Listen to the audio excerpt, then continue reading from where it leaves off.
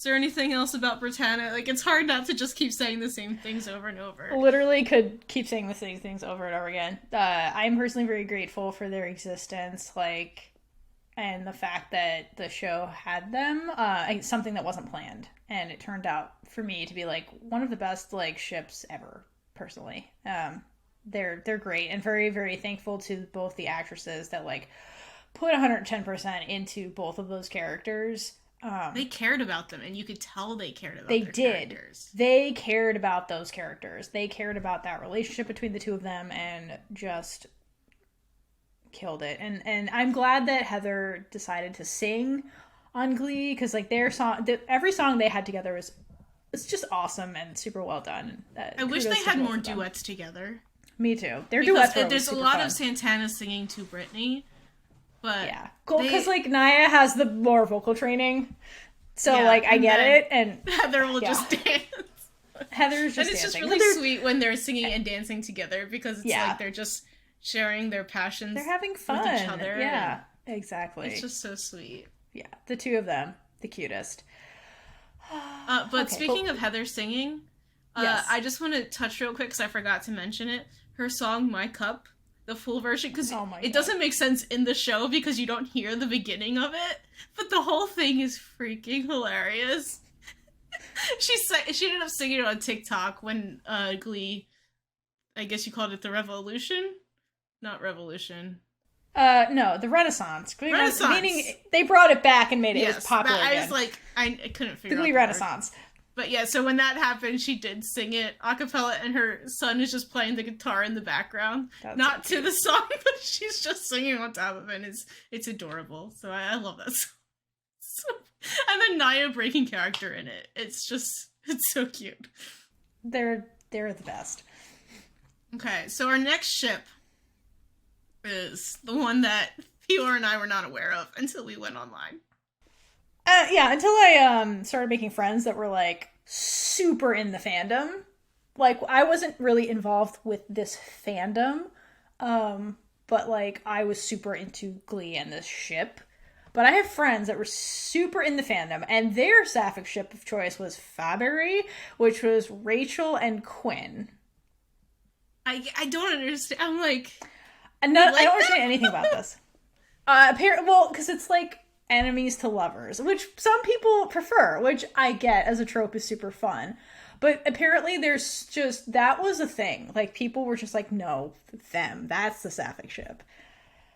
Rachel annoys me too much for me to want to ship her with anybody. But if they would give her more down-to-earth moments, they did give her and Quinn some moments, so I get where it came from. Because they did share stuff with each other at times, but it wasn't that much. So I didn't realize that they were a thing for people until I was reading fan fiction. And then that's when you realize what people ship together. People were shipping them. And I think where that comes from is, again, at the time when Glee was airing, it was in the era of queer subtext. So people were picking up on all the subtext and being like, oh no, this is the ship. Like, this is what we're used to. We're used to this.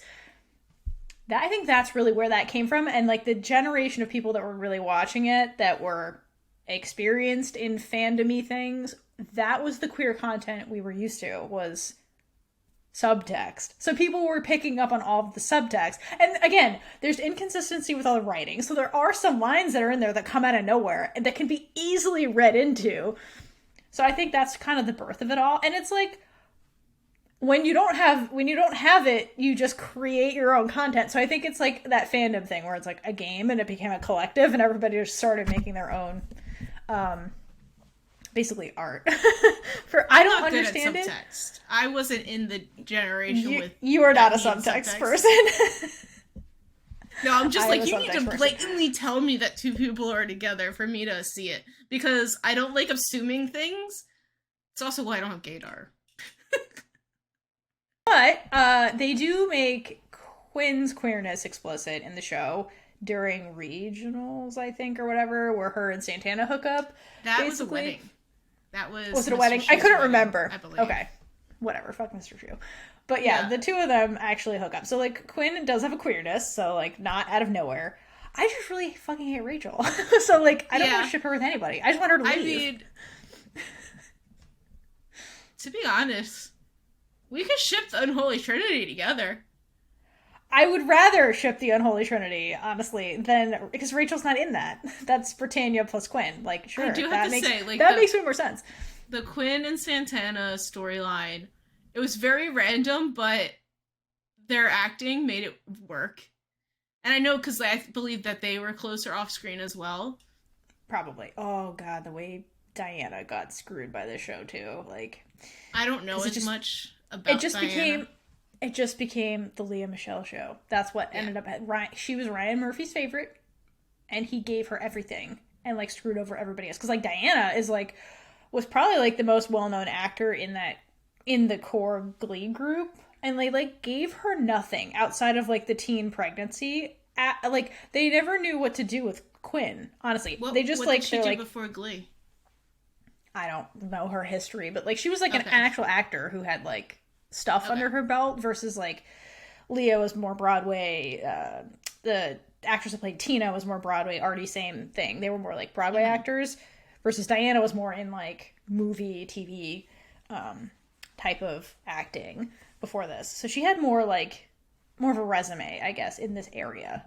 And like could actually act and like could actually sing. And like she was very talented, but the writers didn't know what to do with her because they centered everything around Lea Michele. And so after the teen pregnancy, which I hate that plot line so much. That was her plot line. After that, it's like they didn't know what to do with Quinn ever. Like they gave her like a burnout phase.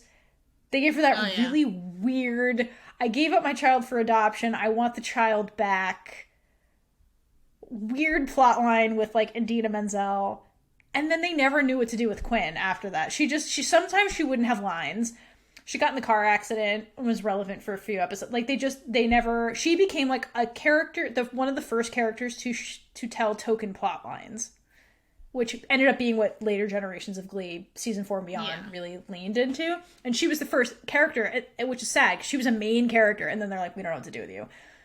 Because the lead was Lea, and just like all the female plots got put on her, and nothing happened with Diana. They just didn't know what to do with her. Yeah, it really sucks with her, because like she got close to Mercedes in season 1 because they took her in. I would love to see more of that relationship, because they got really close. Yeah, and then they just abandoned it. Because the writers on the show are famous for that. They would build something and then just abandon it and never talk about it ever again. You're like, what am I watching? The show is so weird. I would like to know what the show would be like without Lea Michele. Oh, God. Probably less stressful for everybody involved. Oh, yeah, like everybody in the crew would be like, okay, guys, we can breathe.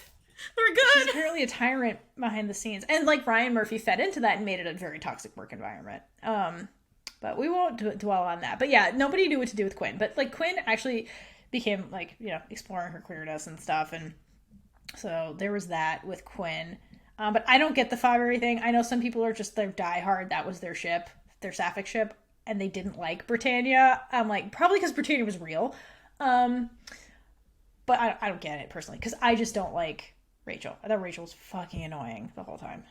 I do get it just because I have to like literally ignore every problematic thing Rachel does. So like there's only like a few scenes that are possible to think about. Yeah. But yeah, it's really difficult. That's the thing. If you're into it, no shade. Hey, more queer ships the better. I didn't see it until later when I realized like how big of a thing that really was in the fandom while it was happening, because I just wasn't in the fandom. Yeah, I have no idea what was happening during it. Yeah, that show was a mess. Anywho, so that was Fabry. Kurt and Blaine. Klaine, the other queer ship. Really, I don't like that ship name. Klaine. But I don't know. The other ship name would be Bert, so... And that's the dad, that's right? Weird. Yeah, so... Kurt and Blaine. I almost called him Blaine. Oh, man. Yeah, so I liked them as a couple. I thought they did a good job with them really like establishing their couple, their essentially relationship and going through it. It didn't feel forced. It didn't feel like here's again they messed them up later, but we're gonna start. Oh my god, no! First. I'm talking about like the first three seasons, like when they really like were building the couple. I thought they did a very good job, and like, and mostly it was from Kurt's perspective, which he's one of the leads, so that kind of makes sense. So I really liked it, and then through Blaine, we got to see other schools, and yeah, I really liked the two of them. I liked Blaine as a character, but like once we got Blaine became like the go-to male singer. And so they're like, we have to get him in the Glee Club. And then it just became the the Rachel Blaine show because, yes, again, very like, he's another established theater actor, beautiful singer. So we were trying to sell things. So they just got him on board so he can have duets with Lea Michele. Spoiler, if you've never seen Glee, and if you've never seen Glee, I don't know why you're watching this. He becomes the new Rachel in season 4. So yeah, it's like always about the two of them, and maybe that's why I don't like Blaine as much. So like this ship is like kind of hard, but their song, that the dream sequence, like on the rooftop when they're singing. Oh, the West Side Story song. Yeah, I love that one.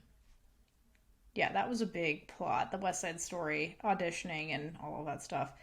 Yeah, like, no, they're phenomenal musical theater. I don't think it was West Side Story, because they were in New York already. Oh, sorry. I don't know what you're talking about. I thought you meant, never mind. Doesn't matter. No, it was like something, they were in New York. And... Okay, then never mind. I don't know. Yeah. But like, you probably wouldn't know. Again, they're just, but I liked Blaine and you know, the clean plot line. I love the way it becomes like people are obsessed with them. like as like a mockery of that kind of thing, that keeping the satire thing going. But the two of them, again, they had a fairly healthy relationship too. And again, Fox portraying positive male gay couples, which was very unheard of in that kind of high school environment. I think Blaine dated Dave at one point. Oh, did he? I don't remember. Yeah, no, this was season 6 or end of 5. Like they really messed things up. Again, once we get to season 4, it goes off the rails. It was going off the rails, but it goes off and they just, again, it was just tokenism. They were just creating drama. I'm not surprised by that one bit, but yeah, overall, I thought they were very positive. I liked them. The fans got insane over the two of them and were like stalking the actors, and they got crazy. Yeah, because like the actor that plays Blaine is like married and has like a kid, and they're like harassing him and like all this stuff. And anyway, but like, I don't blame Chris for like getting out of acting, because what he went through. They went. Yeah, it's not I wish cool, this show did not ruin people. This show like ruined people's lives. Like, it was a hot mess. But their relationship was really, I like their relationship a lot, and especially like the support from Kurt's dad. Kurt's dad is like good ally, good dad. Yeah, I love him. They messed up a lot of characters. We made a whole list of characters we want to talk about that definitely deserved better. They were done dirty. And I'll talk about the season 4 kids at the end, since they're my core group of people that I know. Alright, so who do you want to start with? First on our list is Mercedes. Oh my god, Mercedes. She was done so dirty. First of all, Amber Riley has one of the most gorgeous voices ever.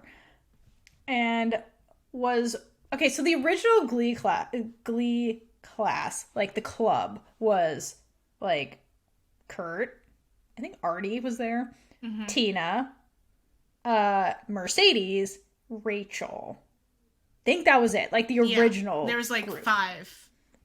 It was them with Mr. Shu, and then they had to recruit by like Mr. Shu stalking children in the locker room to find singing football players who were naked. That happened, and then we got Cheerios from there. Creepy. But those are the original 5, right? So we're set up to like, those are the underdogs, we're rooting for them, right? But only like 2 of those core members actually get consistent like lines, solos, and songs throughout the whole show, which is Rachel and Kurt. Mercedes, Tina, Artie get like shafted hard. And the ones who get shafted hard really quickly are Tina and Mercedes. Well, Artie, like, literally. Artie has more plot lines. Yeah, Artie, no, I do. Yeah, Tina gets screwed the most. Like, Tina has the plot line about the stuttering. And then she has Asian-centric stuff. And that's it. And then there are some episodes where, like, Tina doesn't even know. She never gets to sing. Tina has, like, 1 or 2 solos in the whole show. And, like, I forget the actor's name. She was literally a Broadway actress alongside Leah Michele. Yeah. Like, has the same resume.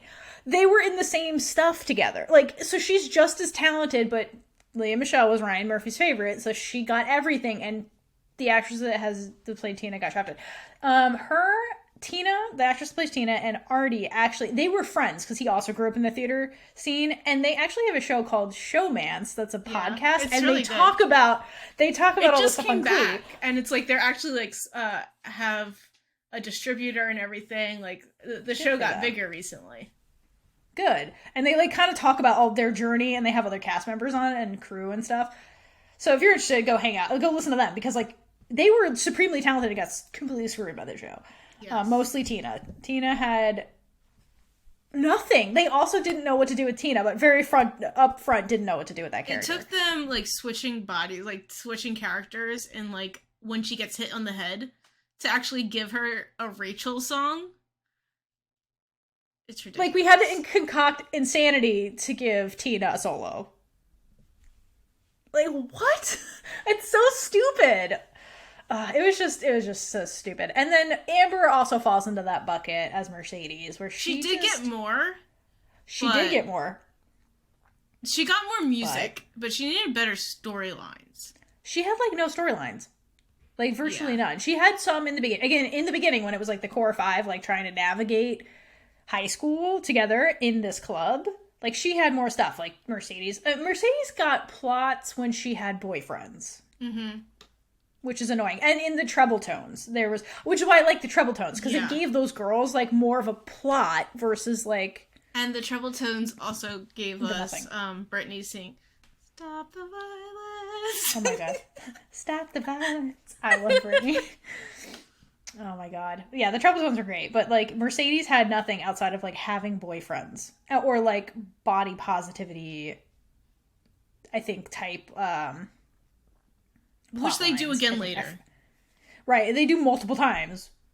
So it was just, they didn't know what to do with her, but they gave her more singing. And all of the stuff that she leads is just insane. And she has the best duets with Santana. Yes, that's our next item on the list. They're the best.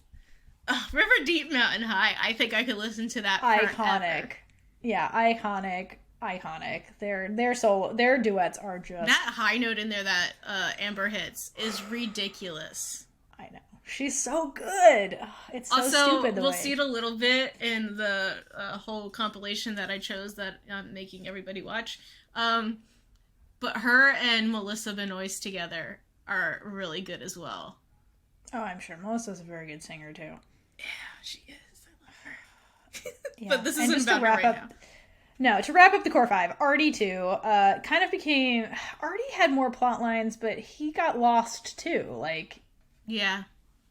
As, like, we got Blaine, it just became, like, the male stuff centered around Finn and, like, Rachel stuff in the beginning. And then when Finn went away, it just Blaine and Rachel. Artie did get that directing. Apparently he couldn't sing or act, so he had to direct... when he was directing West Side Story? Yeah, and then he went... I think he did more. And then he went to film school. But, like... A lot of his storylines were the wheelchair.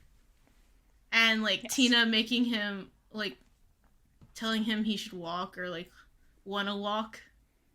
Something like that. I don't know. Well, I think Artie, if I remember that episode correctly... kudos to the actor, again. Like... Mm-hmm.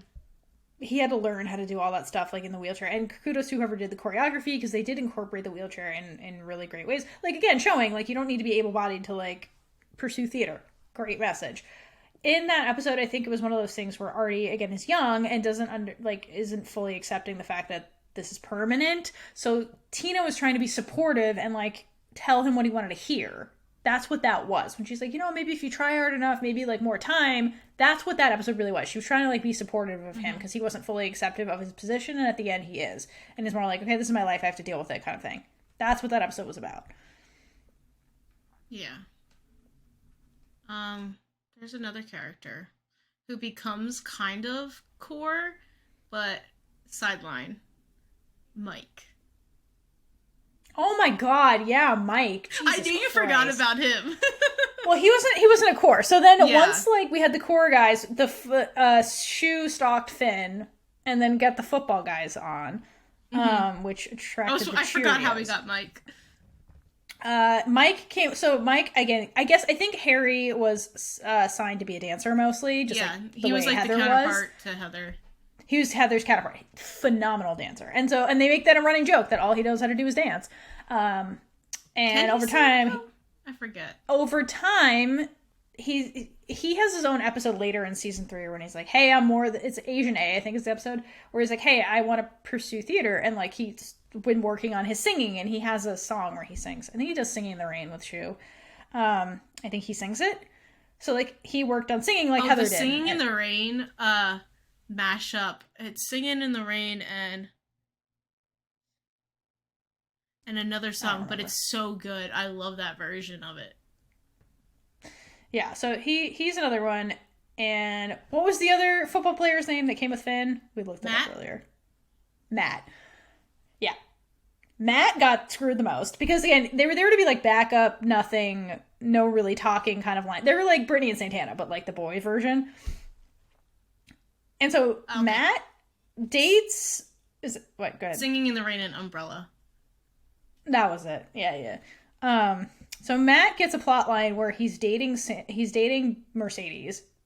Oh yeah, that is his for like a hot minute, and then after that he's gone and has like no more lines. He never sings. He never has a song, and they forget about him so much that they just write him out of the show.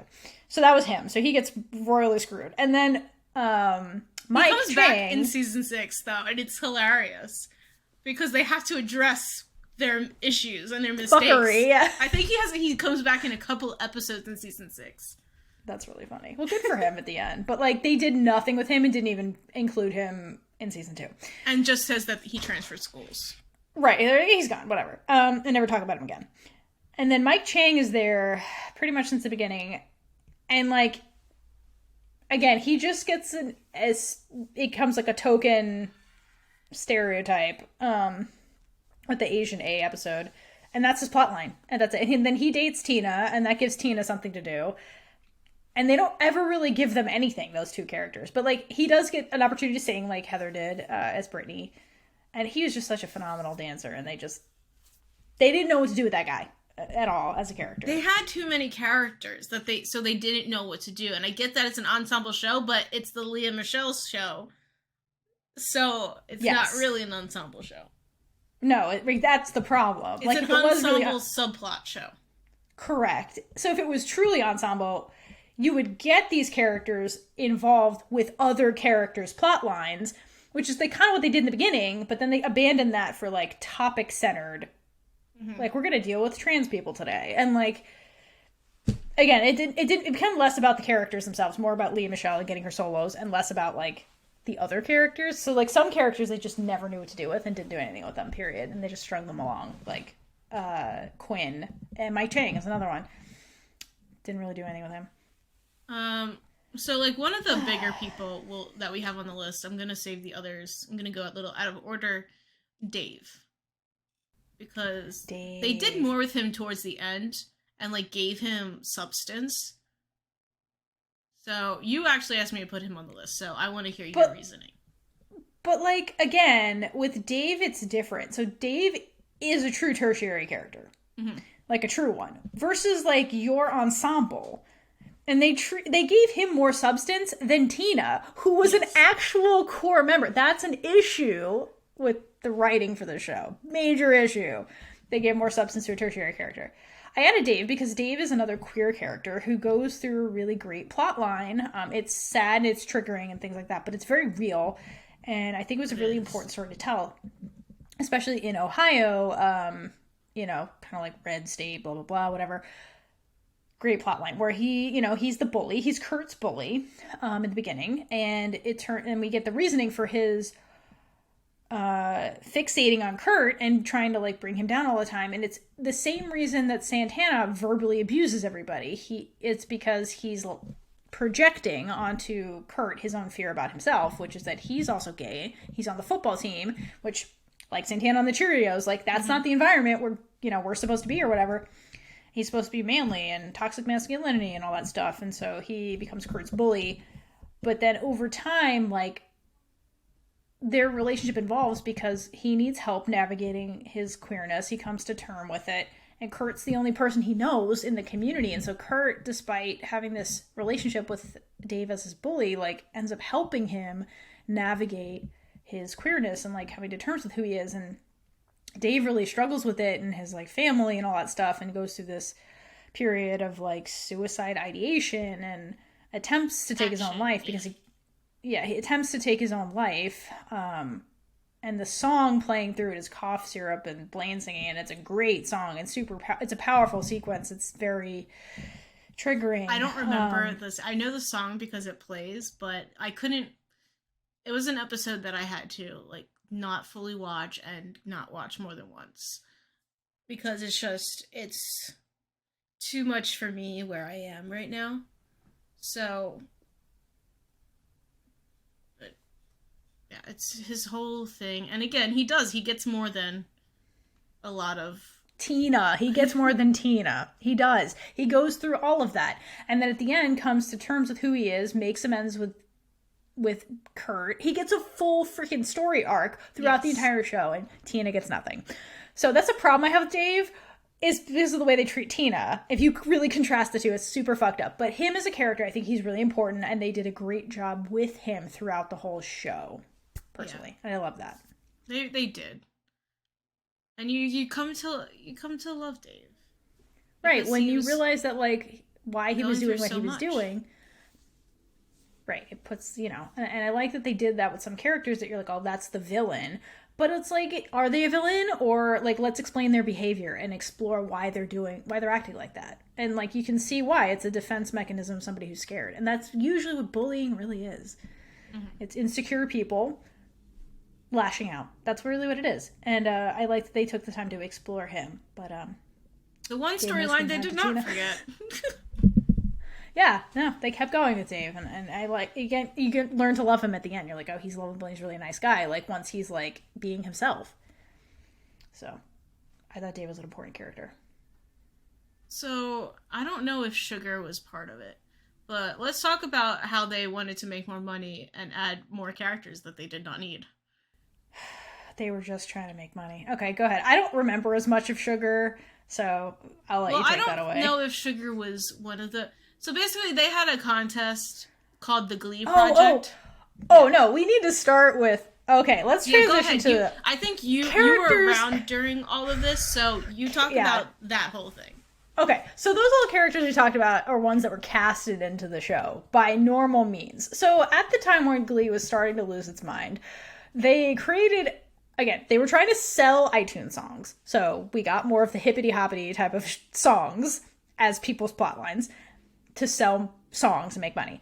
The other way they tried to make money was through a reality contest show called The Glee Project. I never watched it, but the premise really is you would come and audition to be on the project, and then you would have to, like, basically come as the character you want to be. And I don't think they told any of the actors auditioning this, but you had to basically come as the character you were going to be.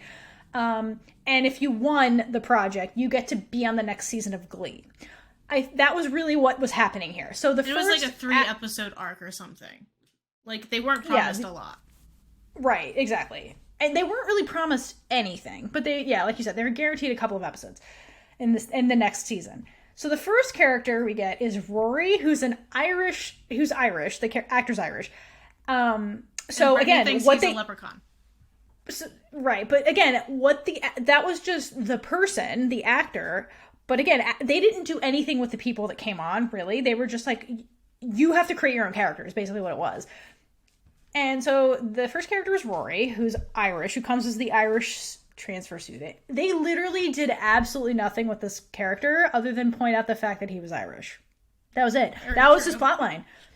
That's what I'm saying. So they put no effort into like actually like developing them into characters. They're just like, whatever you give us in the Glee project, that is what you're coming as. Which is why all of the characters that came from that were so flat and one-dimensional. It's because the writers did nothing with them except put them in and they're like, okay, give me a character. Like, so Rory disappeared and just whatever. That was the end of him. He made no impact on this show whatsoever. You can remove all of his scenes and nothing would change in the show. Yeah. Unfortunately. Yeah. Great that was actor, it. Done. Though. So the actor was done dirty because like they did nothing with him. They were just like, well, you know, they just were trying to make money and by franchising a reality show, did nothing with the actors and like made no impact on the show whatsoever. Some of the people who were in the Glee project did come in as new kids in season. Yeah, because like later on, people who were auditioning are like, oh, I understand what this is now. Because they didn't tell them that when they won the project. They're just like, oh, you get to be a character for 3 episodes. But they didn't tell them, like, you have to do all the work of, like, making the character. So we're not going to give you anything. They literally were like, okay, what character do you want to play? No, they literally gave them nothing. They're just like, basically, okay, you gave us Irish person. We're going to write you as an Irish person. Like, they didn't develop them into characters. Interesting. Like, I kind of want to watch it just to see what the hell it was. I think it was basically, like, they were in the choir room and they had to, like, audition with songs and stuff. And, like, I don't really know I don't know if there's any acting component to it. There had to be, but like basically what that was like a whole like competition. Yeah, but like basically that was the audition, and so whatever you were auditioning as, that was it. That's what they put in the show. Like they gave those people nothing. So Rory was the first example of that, of them doing nothing. But over time, the contestants caught on to what was happening, and so they were more integrated into the show. Like Unique, I think Unique was one, and then Unique, Sugar one too. I don't know about Sugar. I don't think so. I think she's a real actor. Yeah, I put Sugar. We decided to put Sugar on this list just because she can sing, and they just did not. But like sing. But that was her character, though. Her character was supposed to be spoiled rich girl who, like, bought her way onto... Like, so that, to be fair, the actress could do all the things, but, like, that was the actual character. And I'm sure like she actually did sing in, like, the background and stuff. Oh, I'm sure. That's an extra voice. Yeah. She can sing. But she didn't get much more than... Because they called her Sugar Mata Money, I believe. So, like, the money was her that was the character. Exactly. It didn't matter. But from the Glee project, the other character was like Joe, who was so unforgettable. I always forget he's in the show. Like, he's just supposed to be like... Well, he dated Quinn. I forgot about that. Like, he was such a nothing... They did nothing with that character. He was nothing. He was just like, I like Jesus. That was his whole personality. That became his personality, and that was it. And that was it. I don't know anything about that character. So forgettable. Neither does Brittany. Brittany brings that whole thing up. That's Glee being self-aware, being like, these characters were so unforgettable because the writers did nothing with them. What the fuck? That's what that line was. It was terrible. But yeah, super unforgettable. But that was happening to make money off of Glee at the same time because they were losing their mind. They were just trying to make a bunch of money off the show. I want to talk about the new kids a little bit. Now, this is my core group of people. Like, this is what I know. And it's not great. But also, I can't even look at one of them anymore. But again, That's watched. How I feel about Puck. That's how I feel about Puck and all his fuckery Puck is that he yours, did. And yeah. Well, he did it on screen and off screen. That was a horrible person. Yeah. What do we want to talk about? I didn't know who he was until after everything happened. He dated Naya. He did. Yeah. He was a pedophile. But he was horrible.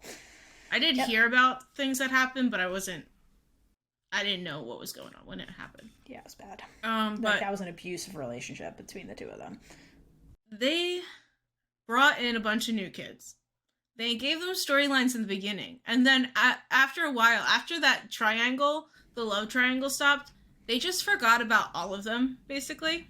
Oh, so who was the love triangle for the people who may not be familiar? Melissa, who, again, Melissa and Marley, they're just, like, way too close in my head, so I only say Melissa.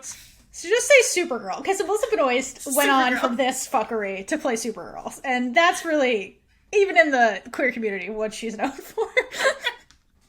Yes, that is very true. We can do a whole other episode about Supergirl. I would love it.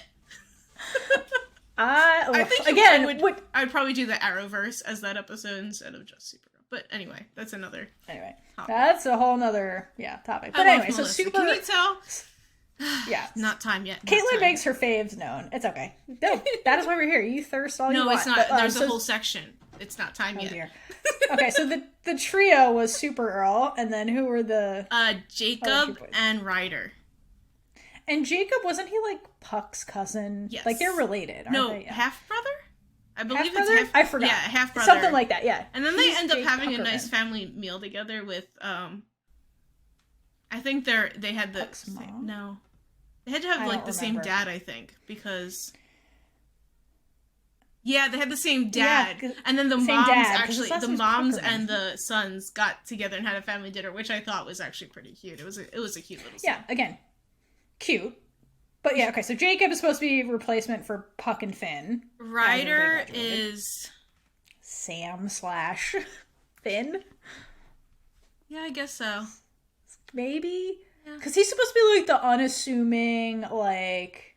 And then Jacob has the bad boy streak. Yeah, so I guess Ryder would be, like, Finn and... Yeah. Sam. I don't know. Whatever. But that's the love triangle that's supposed to replace Rachel and... Quinn. Finn and Quinn and Puck and everybody that ended up in that sphere. Like basically the entire group, those three. And then you get that's... the other new kids that are still there, but it's just the three of them. And then there's Kitty... who is trying to make isn't she the Quinn knockoff? Yes, she's the Quinn. Yeah, okay. Quinn knockoff. Quinn Santana, but mostly just Quinn, because she's obsessed with Quinn. And you see this in an episode when the old kids come back and they're like mentors for the new kids. And Kitty is so obsessed with Quinn. So it's a little on the nose there. They actually do pair them up with their... Of course they do. I don't think counterparts. Marley gets paired up with Rachel. Good. But they do get paired up with counterparts. So, like, they're like very on the nose here. Lazy writing. Mm-hmm. Yeah, so Kitty, like, makes Marley think that she is gaining a lot of weight, which Marley's mom is the lunch lady, and she is extremely overweight, and that whole thing... I mean, not even talk about, like, I know I have, like, my own issues with it, but just how messed up that was, that all the characters forgot themselves in the beginning of 4 as well, and was just, like, making fun of her, and not realizing no one knew that Marley was her daughter. So they're making fun of her right in front of Marley, and that whole storyline, like, it hurt because they were poor, so... Marley had to get tags sewn in her clothes, so her mom just wanted the best for her. She's like, don't tell anyone that I'm your mom. I don't want this school to be bad for you. So it's just, I love the storylines that Marley was given, just because she was given substance at the beginning. But then they literally just forgot about everyone, and then in the middle of season 5 was just like, yep, you're done. And it angers me so much because those were my people. And then they didn't even say goodbye to them. They gave them last a year. Nothing. Yeah. And then there was some really great things and really great pair-ups. So I have another video, and this is Marley and Unique. The video is not like great quality, but I just wanted to show how much Marley cares about people, and the Melissa and Alex Newell, who plays Unique Wade in the show, they're friends out in real life too. So it's always like the people who get close on the outside, you can tell they become close in the show.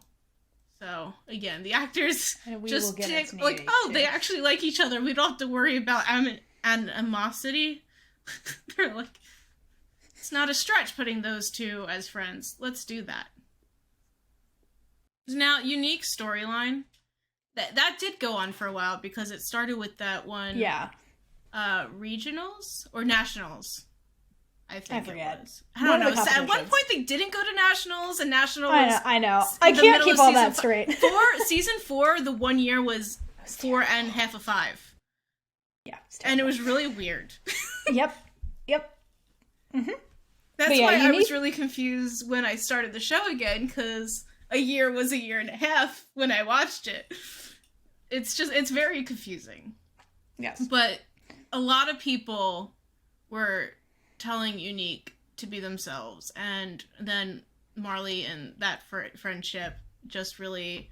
Unique became her own and confident, and you saw that confidence, and I think that was really important to be shown and portrayed. For those who may not remember who Unique is, who is Unique? Oh, you're asking me. Yes. So Unique, we keep saying Unique, but Wade... Unique is kind of Wade's, like, not alter ego, but kind of like that, because Wade is told to only be Wade in the beginning. So Jesse, I believe, is like running whatever the rival Glee club is. Vocal Adrenaline, thank you. And Wade is Glee club. really good. They're the Wade best is basically the lead of that, and he wants to be unique, as in like the person. Wear dresses, be feminine, and I think it was Tina and Artie. So 2 of the New Directions got Wade to be unique, and because that's who she wanted to be. And she went out there, and at one point Jesse's like screaming for her to get off the stage. So that was our introduction to her, really. And then season 4, Wade Unique came into New Directions. Climb Heights, yeah. Yeah. It's really, this whole world... Basically transferred schools. Yes. And then we get more backstory and more character growth. And then Unique ends up being pivotal in Beast's storyline of accepting himself. So Unique is like the first trans character. Yes. So, right? Yeah. And Beast is in there too. I think I would say that Unique is more fluid. Okay.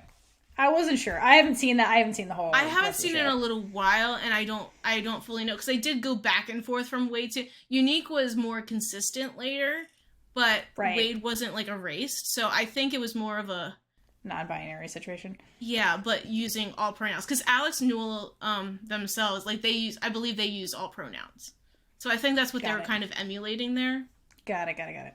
Which is great. Again, very unique at the time. They were just a little too on the nose with the name, I'm just saying. Yes. Again, Glee lost its mind, but the message and that character was very important, period, and huge at the time that it was broadcasting on TV.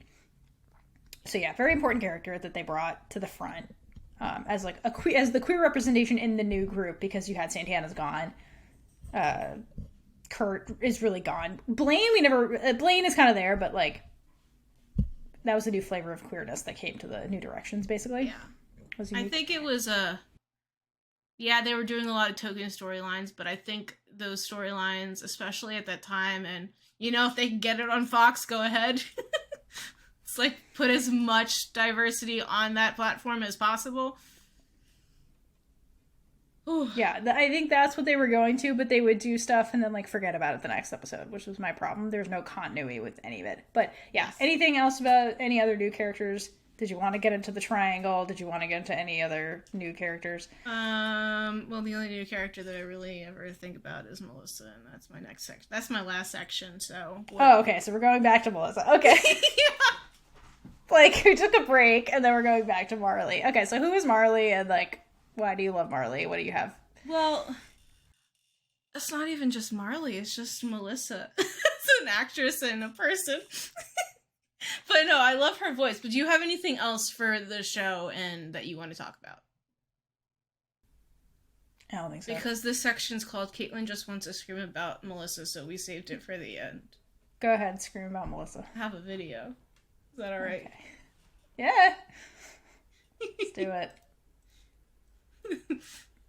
Because Theora's always saying that it's our podcast and we can do whatever we want. So I made the outline. This is what we're doing.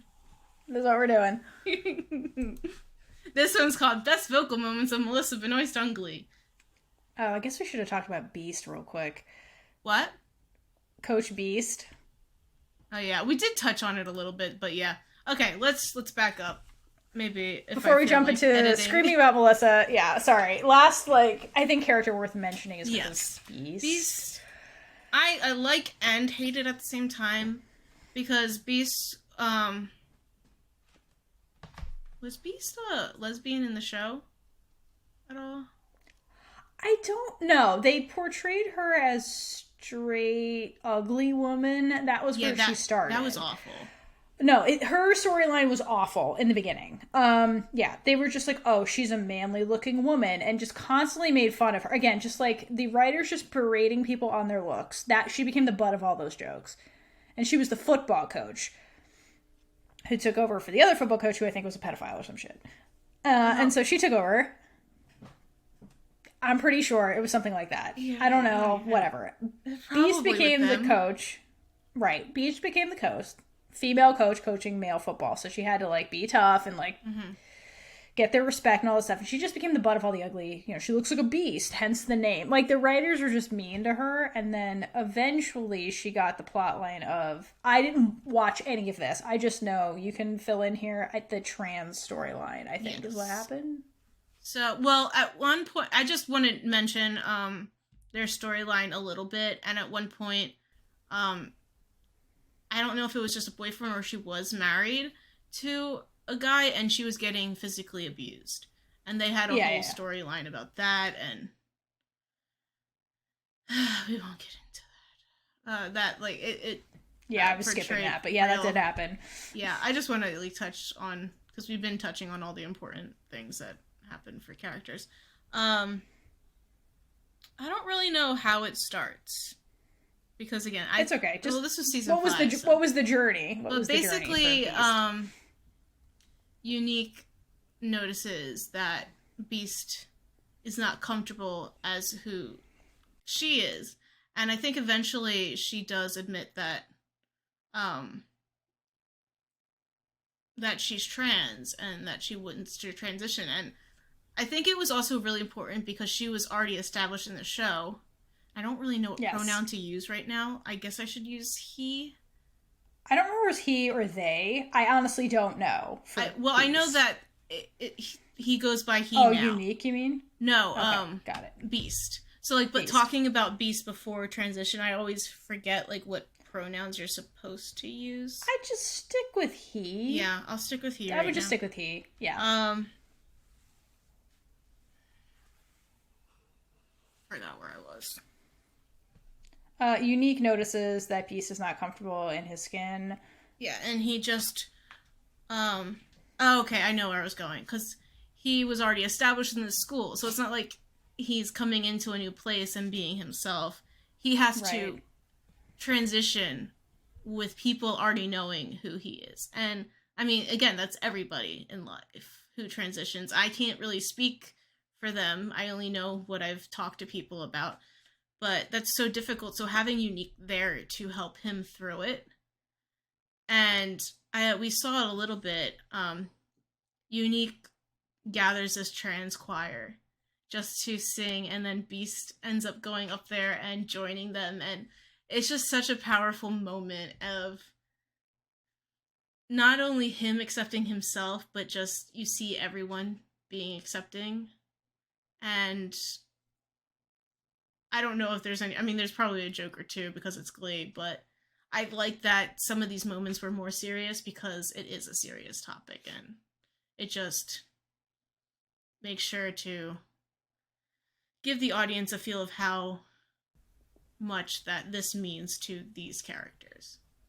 But I think that hits more from Beast because Beast was an established character, like you're saying, not just a fixture in the school, but we've had time with this character. We've watched this character go through stuff and then coming into their own, coming into their community. It's not like a token plot line for that character. Whereas they like they had a character that came in who was like an actual actor, who's wheelchair-bound actor, who had a whole episode, and then we just forget about this person the next. That's what I mean by tokeny. Like, they would bring people in to have an episode about a topic and then never mention that topic ever again and later contradict the topic. Versus here, like, this is an actual character who was established, went through some stuff. And this is more ensemble-y sounding like to me, where you had Unique, their paths meet, and they tackle this topic together and form solidarity community. That's what Glee was supposed to be about. Before it really lost its mind. So that seems more like a this is what Glee is really about type of episode. I think there were definitely some things where they were trying to get back to the original, but like overarching is It depended on who wrote the episode. That's the thing. Like, if you really go back and watch who wrote the episodes, there were some writers who were more consistent about keeping Glee, and then the other ones who just went off the rails. Like, that's interesting. That's why it's so disjointed. I don't think these writers really talk to each other. Someone had to have done analysis of the writers and like plot lines at somewhere. Go listen to Recovering Glee podcast. That's where I'm getting a lot of this from. Like, they went back and looked at who wrote and was like, this is why it feels like that. It was really dependent on who wrote the episode. Okay, like, so they are the ones who did Glee. No, Glee Wiki exists. So back, Glee was so big, it had its own, like, one of the first that have its own wiki page. Still do. If you go...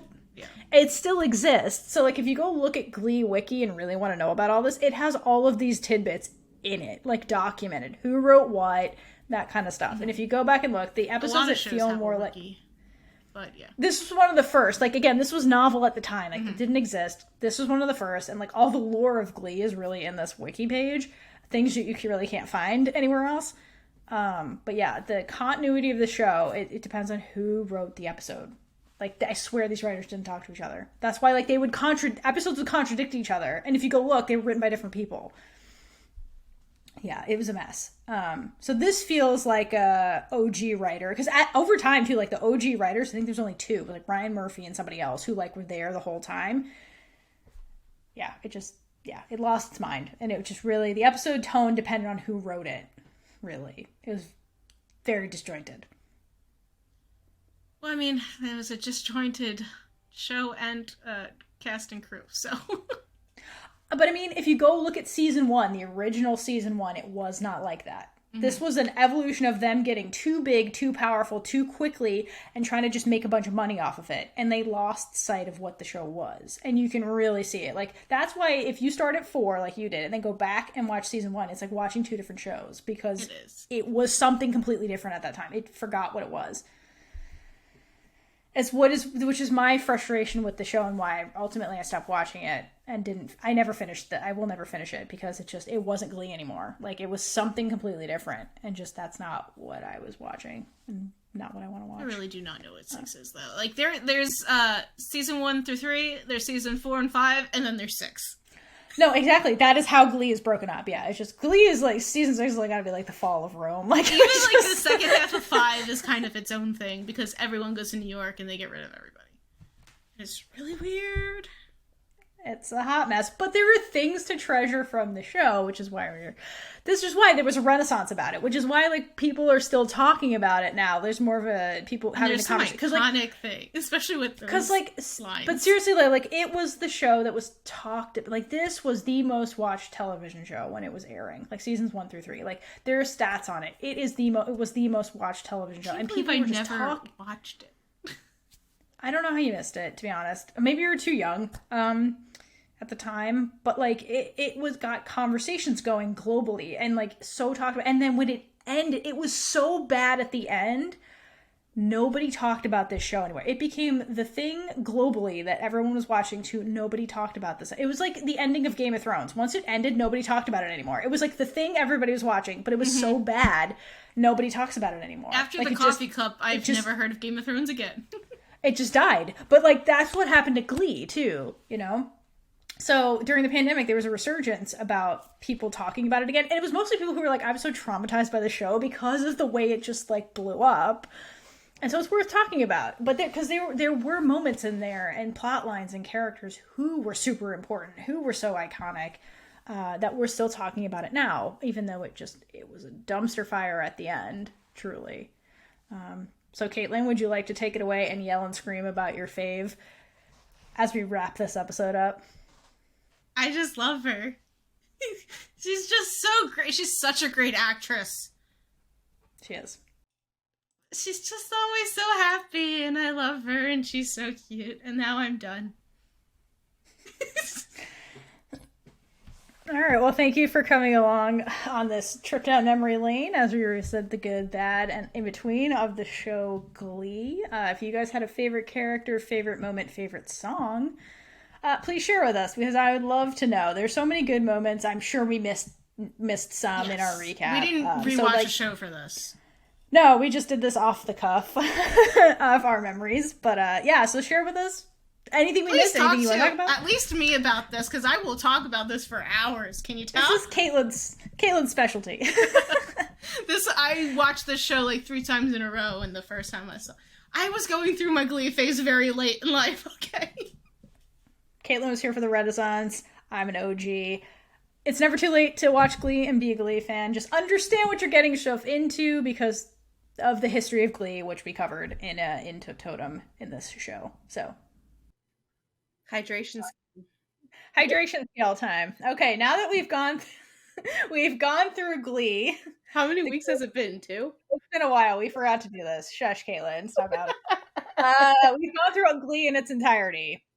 So, on our hydration scale, how much water would you hydrate for Lesbian Jesus? For Glee, the television All show. of Glee.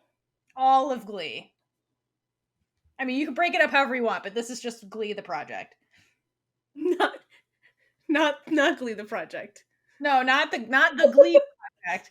Glee, the TV show. It's way too many clarifications. Sorry. I'm giving it an 8. That's good. Glee gets an 8. Remember, but if you watched all parts, you know why. Yeah. No, I would have to give it. Damn. Usually I'm the low rater, but no, I want to give it a 7. No, I want to give it a 6. Overall, it gets a 6 for me. Like, for everything we talked about, most of those come from Britannia and like Kurt and Blaine and like all the queer representation and like the first 3 seasons. I want to call something out real quick. The way it lost its mind, I can't give it too much as a whole. If you've been watching this whole time as well, you noticed that Theora just said Britannia, but it's not once said Britannia throughout filming. It's because I just told her that was not the ship name. I can't pronounce words. If you've been watching us this long, that's not surprising. No. Yeah, but if I had to, that ship though gets a 10 for me. Like the ship itself gets a 10. And like Kurt, like the queer representation from the first 3 seasons for me gets a 10. Like them, Brittany Santana, Kurt, Blaine, Kurt's dad, oh yeah, Rachel's dad's, like overall the queer representation for me gets a 10 from the first 3 seasons. But overall, I can't give there's the some whole stuff show. you can't discredit though in the last 3. I agree. It's just for me in the last 2. Glee is the first 3 seasons. But yeah, I think queer representation, I give it a 10 as a show, personally. But the show itself gets a 6. I watched Glee, the Star Wars edition. Oh yeah, that 4 and exists. 5, and then 1 to 3. You did. Holy shit. Yeah, you did. You went back and watched the prequel. Wait a minute. Does Glee, the Star Wars edition, actually? No, I was thinking of something else. Ignore me. But you did. You watched it in Star Wars fashion. Yeah. It's if anybody else watched it like I did, I highly doubt it. But maybe Supergirl fans, there were some who did it like that. Let me know. Make me not feel alone. Seriously, let us know if you're on Kaitlyn's Star Wars watching for Glee. You have a whole different perspective of the show. Oh yeah. But hey, that was Glee. Glee was a thing. Glee had its good moments, its bad moments, but we had a lot of fun with it. And this was overall, a fun discussion. it has my heart. All right. Thanks for joining us. We'll see you next time. Bye. Bye. And with that, we've been Big Gay Energy. If you like this episode, check out all our other episodes right here on YouTube. Please leave a comment below, and subscribe for more amazing, super gay content. If you'd like to support us, check out our merch store, or join our Patreon for early access to episodes, exclusive content, and so much more.